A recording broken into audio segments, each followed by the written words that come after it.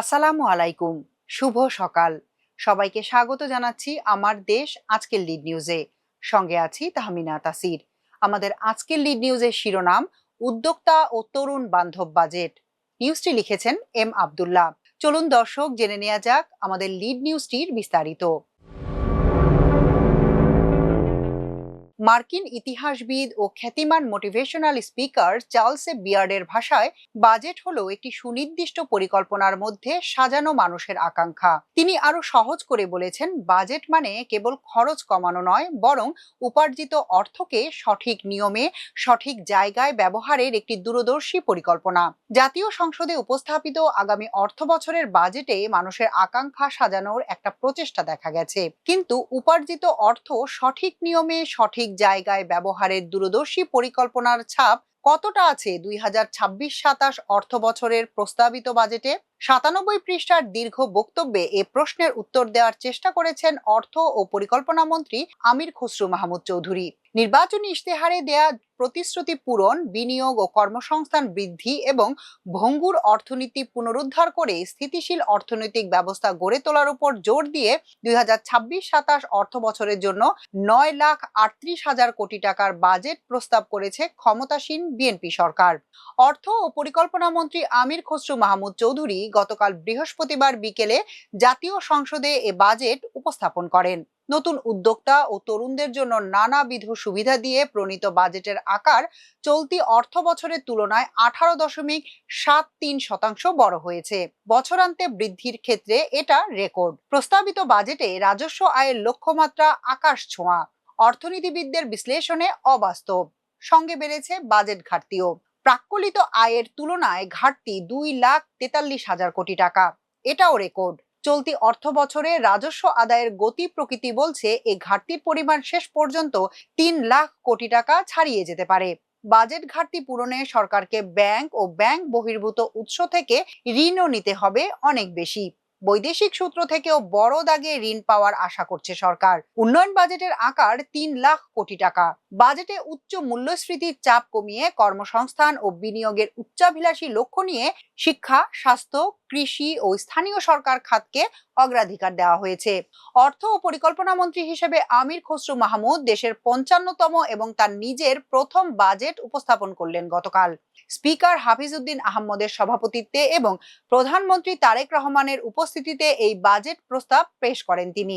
প্রধানমন্ত্রী হিসেবে তারেক রহমানেরও এটি প্রথম বাজেট। গত ফেব্রুয়ারিতে জাতীয় নির্বাচনে ভূমিধস বিজয়ের মধ্য দিয়ে গঠিত বিএনপি সরকারেরও প্রথম বাজেট নিয়ে কৌতূহল ও আগ্রহ ছিল সব মহলের। আবার 24 জুলাই অভ্যুত্থানের পর নতুন পটভূমিতে রাজনৈতিক সরকারের প্রথম বাজেট হিসেবেও আলাদা গুরুত্ব রয়েছে। স্বাধীন বাংলাদেশে এর আগে বিএনপি সরকার বাজেট দিয়েছে 16টি। এবারেরটি বিএনপি দলীয় সরকারের 17তম বাজেট। সব মিলিয়ে 55 বছরে 21 জন অর্থমন্ত্রী বা অর্থ মন্ত্রণালয়ের দায়িত্বপ্রাপ্ত উপদেষ্টা হিসেবে দায়িত্ব পালন করেছেন। তাদের মধ্যে 15 জন 54টি বাজেট দিয়েছেন। অর্থমন্ত্রী আমির খসরু মাহমুদ চৌধুরী 16তম ব্যক্তি হিসেবে আগামী অর্থ বছরের বাজেট উপস্থাপন করেছেন।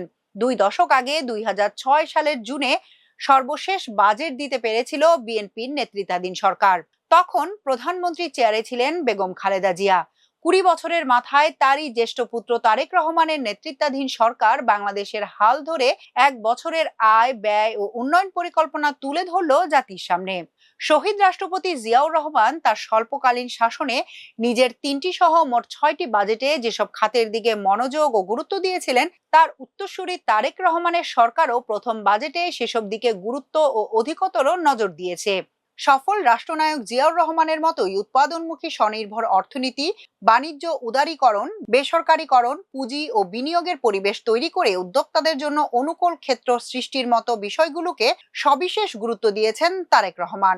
প্রস্তাবিত বাজেটে তার অনেকটা প্রতিফলন ঘটানোর চেষ্টা দেখা গেছে। নিয়ম অনুযায়ী সংসদে উপস্থাপনের আগে বাজেটটি মন্ত্রিসভায় অনুমোদিত হতে হয় এবং পরে রাষ্ট্রপতি এতে সম্মতি জানিয়ে সই করেন। তারপর 1 জুলাই থেকে আনুষ্ঠানিকভাবে কার্যকর হবে নতুন বাজেট। গতকাল সকালে জাতীয় সংসদ ভবনে প্রধানমন্ত্রী তারেক রহমানের সভাপতিত্বে মন্ত্রিসভার বৈঠক হয়। এতে অর্থমন্ত্রী আমির খসরু মাহমুদ চৌধুরী সহ মন্ত্রিপরিষদের অন্য সদস্যরা অংশ নেন। সভায় প্রস্তাবিত বাজেটের অনুমোদন দেয়া হয়। অর্থ ও পরিকল্পনা মন্ত্রী বাজেট বক্তব্যের শিরোনাম দিয়েছেন গণতান্ত্রিক, মানবিক ও অন্তর্ভুক্তিমূলক অর্থনীতির অভিযাত্রা। তার বক্তব্যটি 9টি অধ্যায়ে বিভক্ত। অর্থমন্ত্রী বিকাল 3টায় বাজেট বক্তৃতা শুরু করে পড়া শেষ করেন রাত 8টার পর। আসর ও মাগরিবের নামাজের সময় বাদে প্রায় 4.25 ঘন্টা ধরে তিনি বাজেট পড়ে শোনান। এর আগে কয়েকটি বাজেটে সারসংক্ষেপ পড়ার পর রেকর্ডকৃত বক্তব্য শোনানো হয়েছিল। বক্তব্যের উপসংহারে অর্থমন্ত্রী আমির খসরু মাহমুদ চৌধুরী দেশের কৃষক, শ্রমিক, নারী, তরুণ, উদ্যোক্তা, পেশাজীবী, প্রবাসী এবং জাতি, ধর্ম, বর্ণ, শ্রেণী, পেশা নির্বিশেষে সর্বস্তরের জনগণের সহযোগিতা কামনা করেছেন। তিনি বলেন, আমরা দৃঢ়ভাবে বিশ্বাস করি নির্বাচনী অঙ্গীকার বাস্তবায়নের ধারাবাহিক পদক্ষেপ, অর্থনৈতিক সংস্কারের সাহসী উদ্যোগ এবং জাতীয় ঐক্যবদ্ধ প্রচেষ্টার মধ্য দিয়েই বাংলাদেশ কাঙ্ক্ষিত লক্ষ্যের দিকে দৃঢ়ভাবে অগ্রসর হবে। জনগণের শক্তি, সৃজনশীলতা ও উদ্যোগকে বাংলাদেশের সবচেয়ে বড় সম্পদ হিসেবে বর্ণনা করে অর্থমন্ত্রী সেই শক্তিকে বিকশিত করার মধ্য দিয়েই গণমানুষের ভাগ্যের পরিবর্তন করার কথা বলেছেন। সমস্যার সমাধান করে সম্মিলিত প্রয়াসে গণ আকাঙ্ক্ষার স্বনির্ভর ও মর্যাদাবান বাংলাদেশ গড়ে তোলার প্রত্যাশার কথা জানিয়েছেন তার বক্তৃতায়। সামাজিক নিরাপত্তা খাতে বরাদ্দ বাড়িয়ে প্রায় 1.5 লাখ কোটি টাকা করার কথা জানিয়ে অর্থমন্ত্রী প্রত্যাশা ব্যক্ত করে বলেছেন, বাজেটের সুফল এবার তৃণমূল পর্যায়ে পৌঁছে যাবে।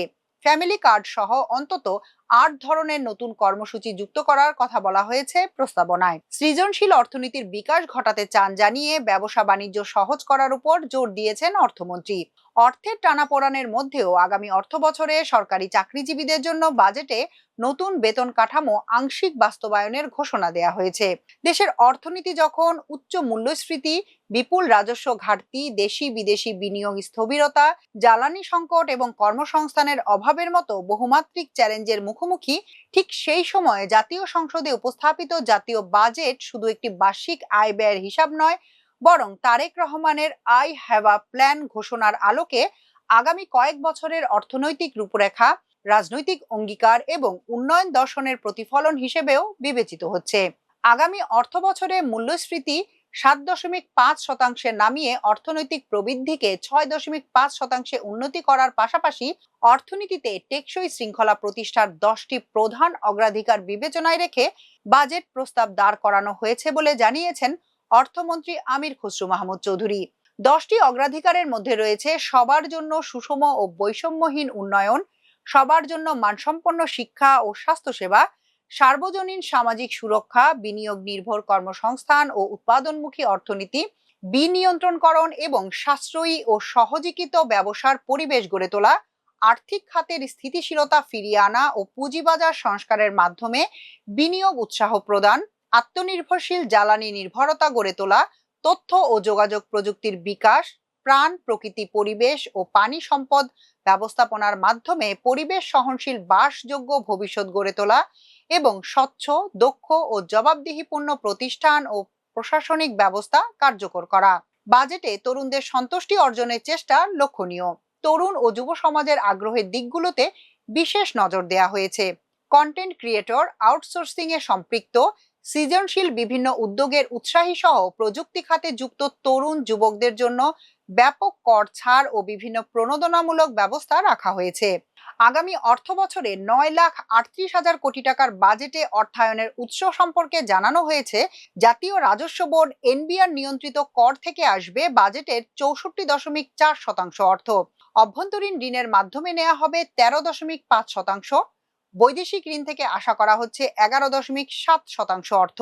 কর ব্যতীত প্রাপ্তি দেখানো হয়েছে 7%। এনবিআর বহির্ভূত কর থেকে অর্থ প্রাপ্তির আশা 2.7%। অবশিষ্ট 0.7% আসবে বৈদেশিক অনুদান থেকে। আগামী অর্থ বছরের প্রস্তাবিত বাজেটে পরিচালন ও উন্নয়ন মিলিয়ে সর্বোচ্চ 57,302 কোটি টাকা বরাদ্দ রাখা হয়েছে মাধ্যমিক ও উচ্চশিক্ষা বিভাগের জন্য। দ্বিতীয় সর্বোচ্চ 49,387 কোটি টাকা বরাদ্দ পেয়েছে স্বাস্থ্য মন্ত্রণালয়। তৃতীয় সর্বোচ্চ 46,738 কোটি টাকা বরাদ্দ করা হয়েছে প্রাথমিক ও গণশিক্ষা মন্ত্রণালয়ের জন্য। বরাদ্দের ক্ষেত্রে চতুর্থ অবস্থানে রয়েছে প্রতিরক্ষা মন্ত্রণালয়। এ মন্ত্রণালয় 42,497 কোটি টাকা বরাদ্দ পেয়েছে। এরপরই রয়েছে স্থানীয় সরকার বিভাগ। বরাদ্দ প্রস্তাব করা হয়েছে 40,246 কোটি টাকা। 36,918 কোটি টাকা পেয়ে বাজেট বরাদ্দে ষষ্ঠ অবস্থানে রয়েছে সড়ক পরিবহন ও মহাসড়ক বিভাগ। 31,099 কোটি টাকা পেয়ে সপ্তম অবস্থানে স্বরাষ্ট্র মন্ত্রণালয়। অষ্টম অবস্থানে আছে সমাজ কল্যাণ মন্ত্রণালয়। 30,443 কোটি টাকা বরাদ্দ প্রস্তাব করা হয়েছে এ মন্ত্রণালয়ের জন্য। পরের অবস্থান কৃষি মন্ত্রণালয়ের। গুরুত্বপূর্ণ এ মন্ত্রণালয়ের পরিচালন ও উন্নয়ন বাজেট প্রস্তাব করা হয়েছে 28,881 কোটি টাকা।